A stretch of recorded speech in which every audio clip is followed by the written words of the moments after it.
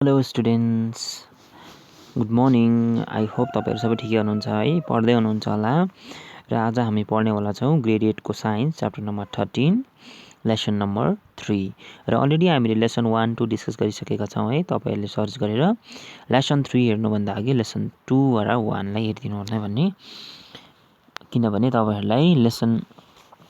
1 र 2ले अझै मजाले है बुस्ट गर्नेछ कि लेसन 3लाई बुझ्नुमा है त। सो आजको हाम्रो टपिक अफ डिस्कसन छ अस्सिलेसन। अब यसमा हामीले डिफ्रेन्ट एक्टिभिटी है एक्जाम्पल्सहरू हेर्नेवाला छौँ है त, र अस्सिलेसनलाई हामीले डिपली बुझ्नेवाला कोसिस गर्नेवाला छौँ। सो हामीले अलरेडी है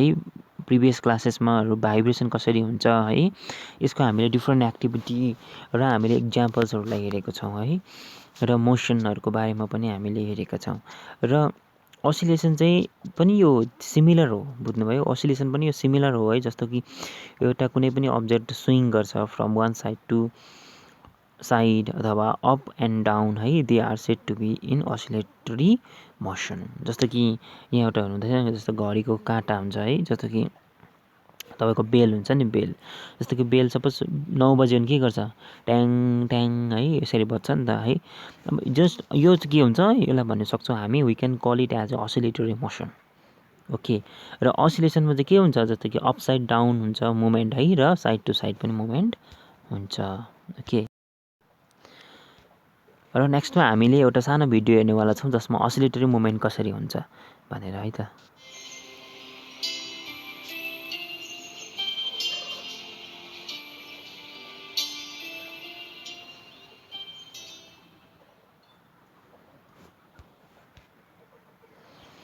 अब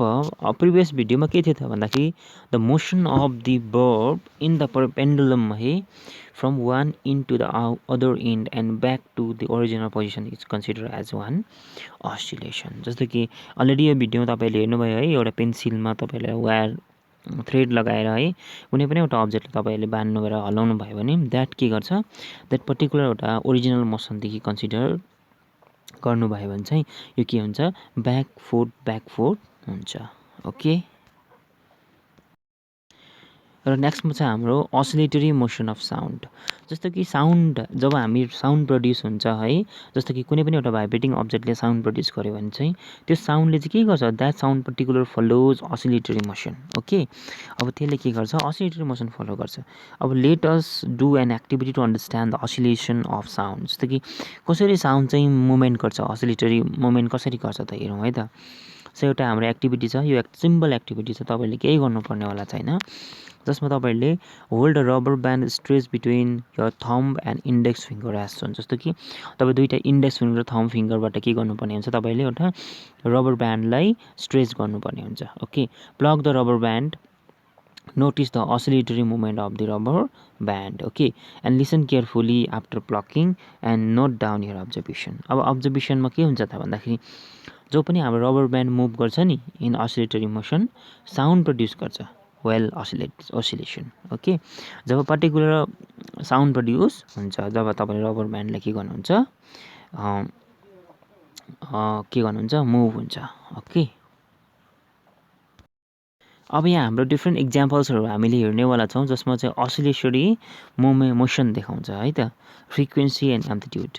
सो फ्रिक्वेन्सीमा के हुन्छ, the number of oscillation within unit time. जस्तो कि कुनै पनि एउटा अस्सिलेसन हुन्छ पर्टिकुलर युनिट टाइममा हुन्छ, जस्तो कि 1 मिनटमा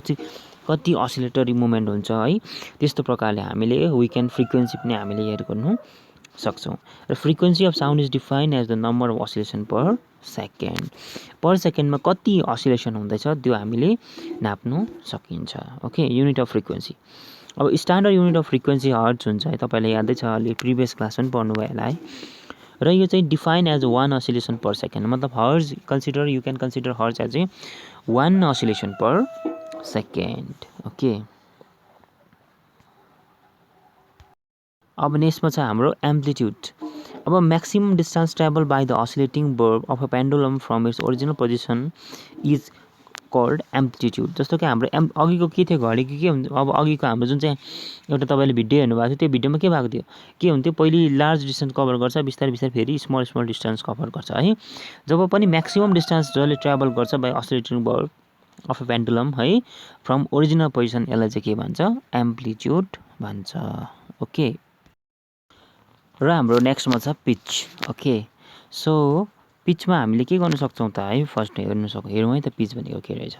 will the following individual have the same kind of voice जस्तो कि यहाँ एउटा के छ एउटा बोय एउटा गर्ल छ है अब यो दुईजना बोय र गर्लको एउटै खालको भोइस हुन्छ त हुन्छ होला त है तपाईँले सोच्नुहोस् है र यसको एन्सर चाहिँ के रहेछ नो है no this individuals will have different kinds of voice okay र for example the man's voice may be less shrill and women voice may be more shrill है and this is because the frequency of their voice is different अब के हुन्छ त अब के हुन्छ there is a difference in voice of between man and women okay so यसमा less shrill चाहिँ कसको हुनसक्छ म्यानको हुनसक्छ अन्त कि मोर श्रिल चाहिँ वुमेनको हुनसक्छ र हाम्रो पिचमा चाहिँ the shrillness of voice is directly related to frequency हो कि होइन जस्तो तपाईँको श्रिलनेस छ भोइसको त्यो श्रिलनेसमा के हुन्छ